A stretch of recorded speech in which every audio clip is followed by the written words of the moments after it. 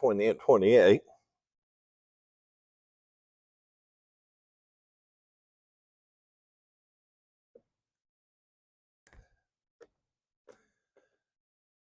Matthew chapter 20, verse 28.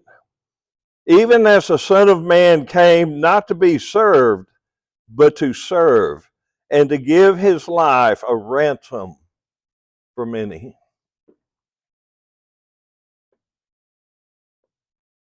Today, do we have the wrong idea of being a servant? I believe that we do, because we would much rather be served than be a servant, wouldn't we? Sheila and I know what it's like to serve. Bonanza Steakhouse. Friday night, people lined up out the door, waiting to come in and get their steak. Sheila trying to keep the salad bar up and make it look nice. Me busting tables, trying to get the table clean so somebody standing there waiting to sit down could sit. You're moving as fast as you can do it, and there's always people talking to you. Hey, over here, over here. I'll be there soon. And you grab a plate that's got a napkin over it, and you say, oh, those nice people. They put a napkin over all of their scraps. I can just take my hand and push it off into the bus tray. And when you're busy, you're doing it a little bit faster than normal, and you hit that, and everything goes in the bus tray, unless they fill their plate up with ketchup. And it happened to me more than one time, that when I hit that napkin, ketchup was all over me. Now, that wasn't as bad as the time that Sheila dropped the crock pot full of blue cheese dressing. I had a Volkswagen at that time. I pulled the trunk was in the front of it. I held it up and said, you go right home there.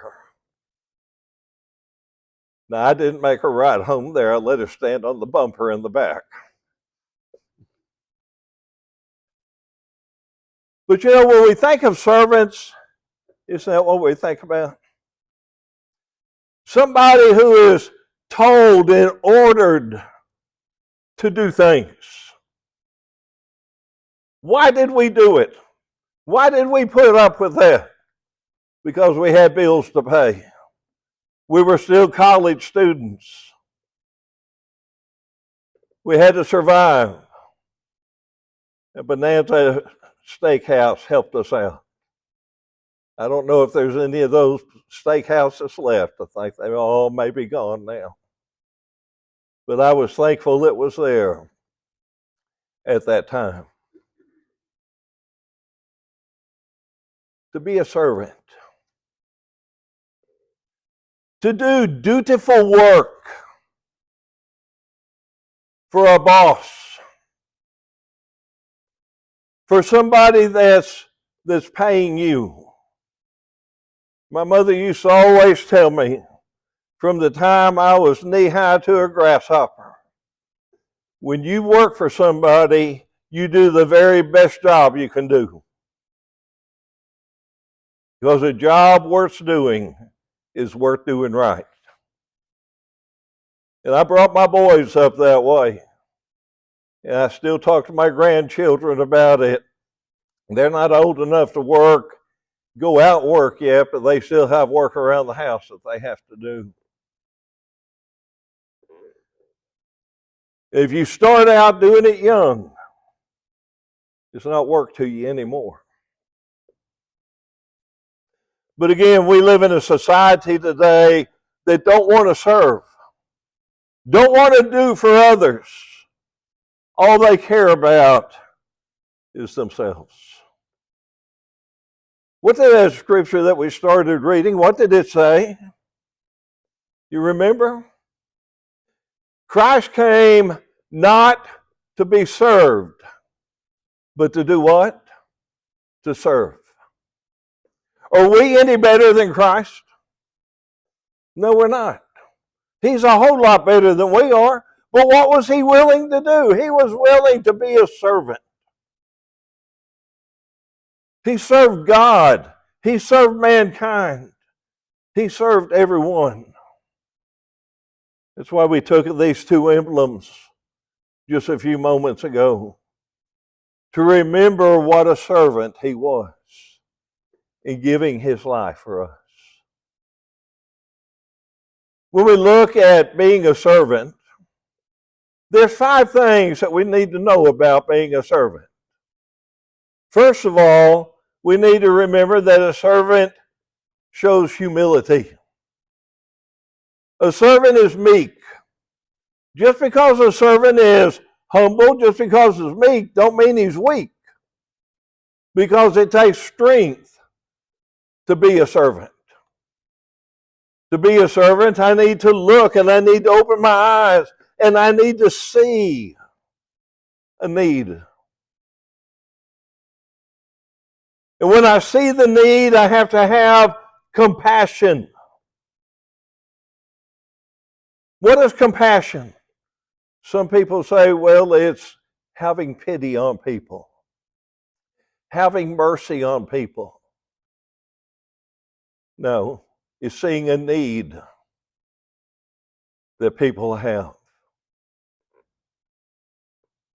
To be a servant and I see that need, I've got to be courageous.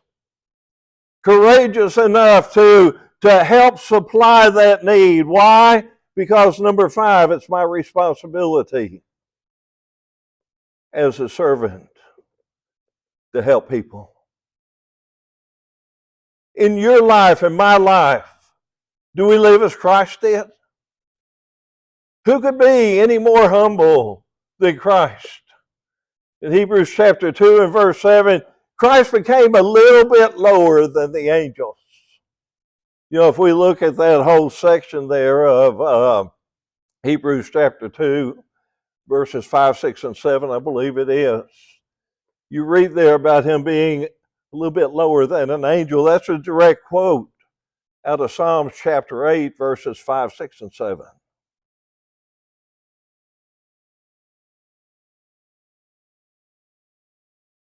The servant is a humble person. A person who's not living for himself, but for somebody else. We see in Luke chapter 2, verse 29. We read there of Jesus when his parents were lost. Y'all realize that Jesus never was lost. It was his parents that were lost. They couldn't find him because he was where he was supposed to be.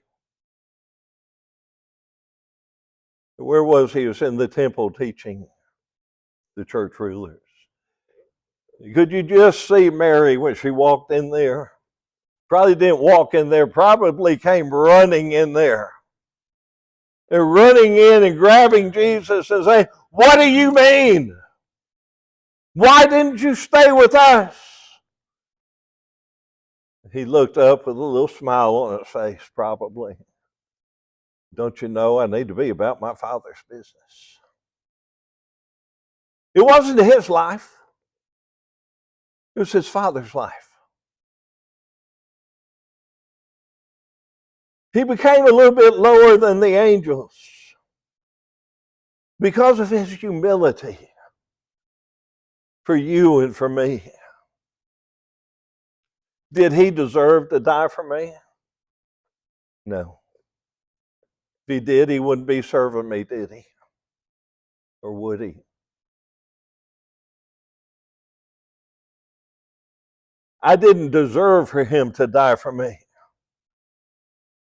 But he did it out of his humbleness, out of his humility.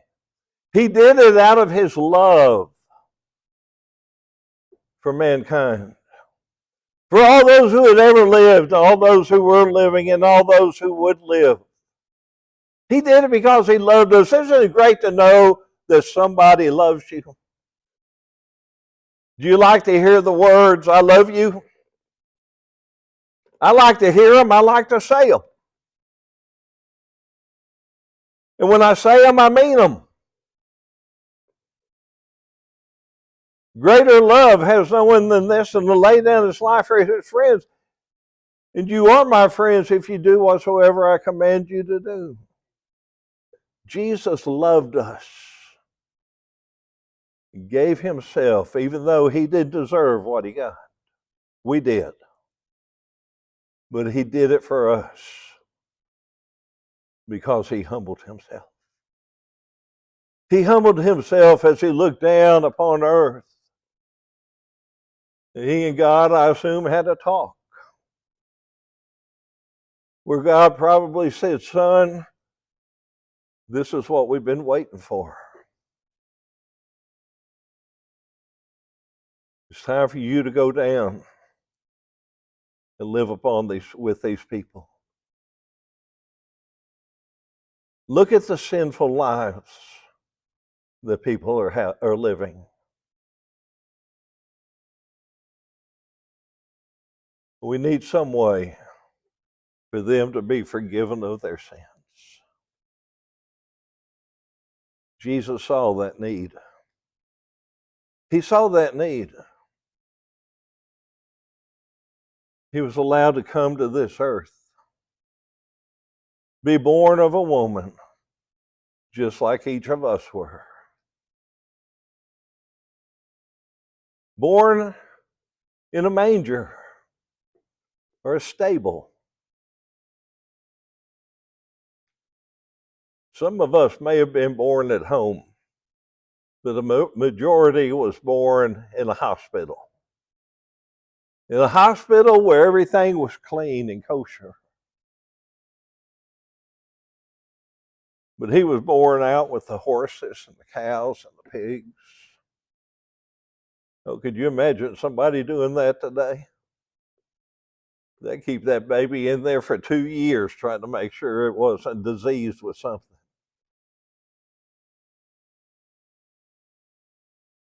Why was he born there? Because there's no room in the inn. He was willing to do that because he saw the need that you and I were going to have. He saw the need of people living throughout the world that didn't have room in their hearts for him. He saw the need of the world for people in their homes. They didn't have love for him.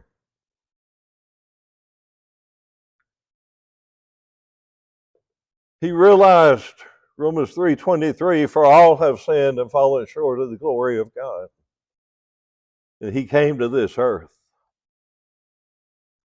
And he died upon the cross because he saw a need.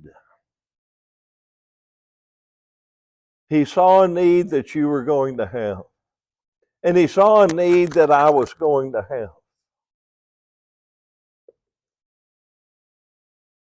He was willing to give up that home in heaven to come to this earth to fulfill the needs.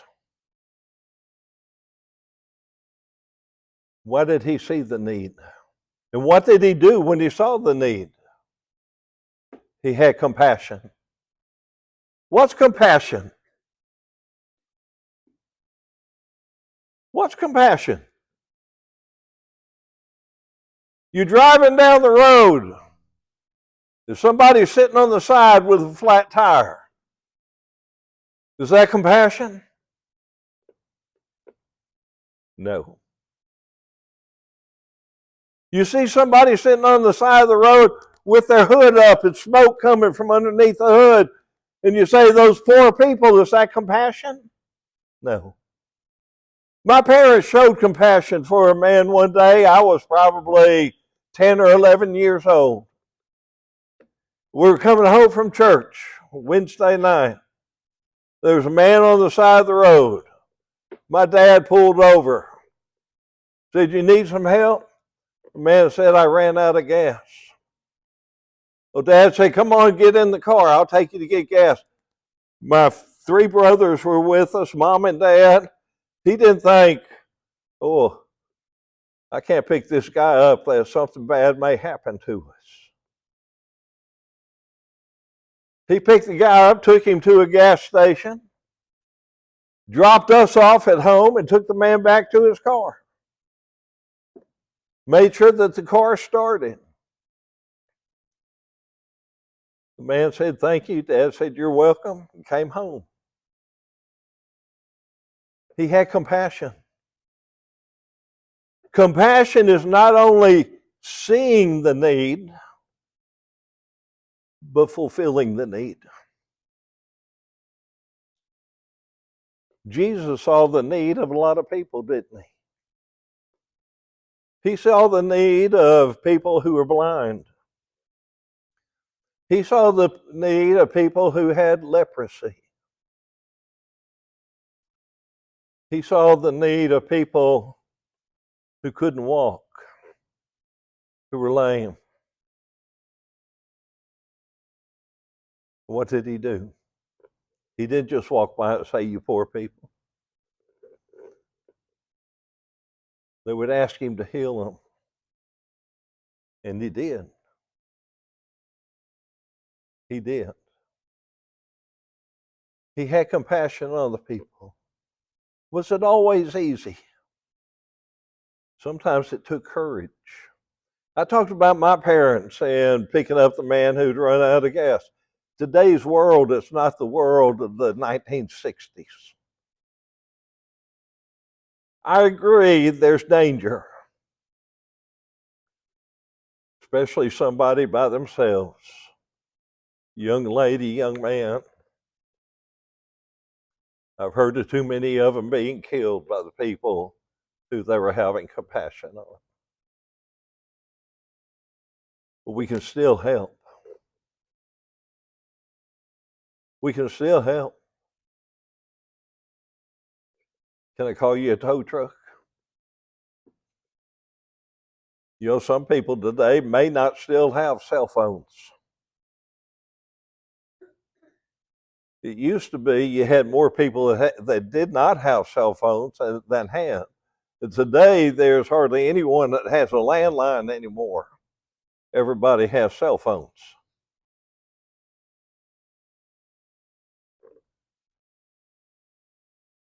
But sometimes we need courage. Sometimes we need courage. There's a leper. Jesus didn't think, well, if I help them, if I touch them, maybe I'll get leprosy. It didn't stop him. He did it because he had compassion on the people. And he was courageous enough to be a servant and to help them. But lastly, in being a servant, we need to see our responsibility.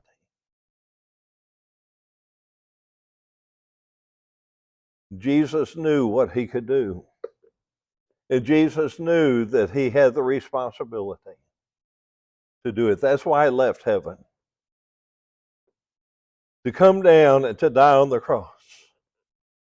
The night of his arrest, as he laid in the garden, sweating as droplets of blood coming from his body, saying, "God, if it be your will, let this cup pass from me.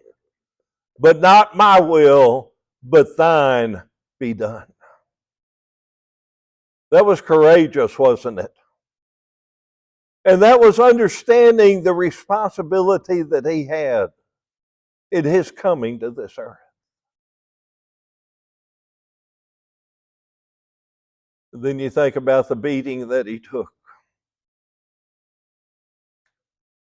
the day that he was placed upon the cross. I've had people tell me, well, you know, he was supernatural. That didn't hurt him at all. He became human, just like you and I. If he helped Joseph, his dad, building something, I would imagine that he missed the nail with a hammer a time or two. And he probably hit his thumb. And I know he said, ouch. Because it hurt. Those whips hurt. Those nails hurt. That spear hurt. But yet he knew his responsibility for you and for me, giving his life for us, so that we can have the home in heaven that we talked about at the Lord's Supper today. That home in heaven that awaits us. And so I've said all that to say that you and I need to be a servant. And for us to be a servant, what are the 5 things that we need to have in our life? The same as what Jesus had. Humility, seeing need, having compassion, having the courage to help those people with compassion, because it's your responsibility and it's my responsibility to help, to be a servant, not to think about myself, but to think about others. Not to think, oh, what will that do to me? My responsibility is to take the Word of God to a lost and dying generation. In India right now, there are many Christians who see their responsibility as being a servant. And India is the fastest growing country in the world in Christianity. And to see the videos of what's going on over there, Mike and I couldn't watch the whole thing. It was making us sick at our stomach. Mike, they were servants. Servants of God. Willing to give it all.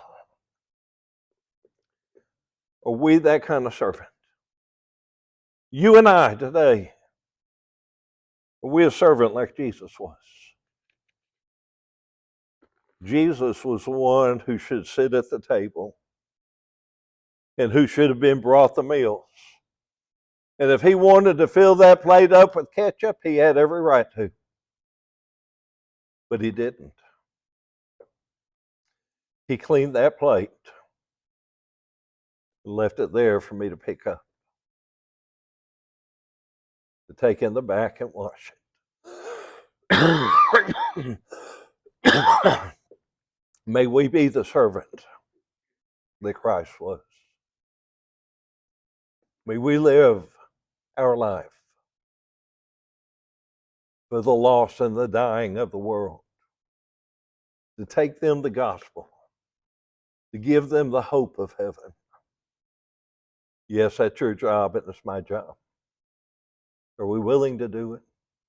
Are we willing to be that servant as Jesus was? We always want to have an invitation.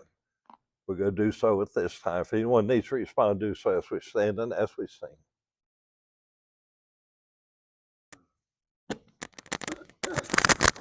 To follow Jesus, standing for the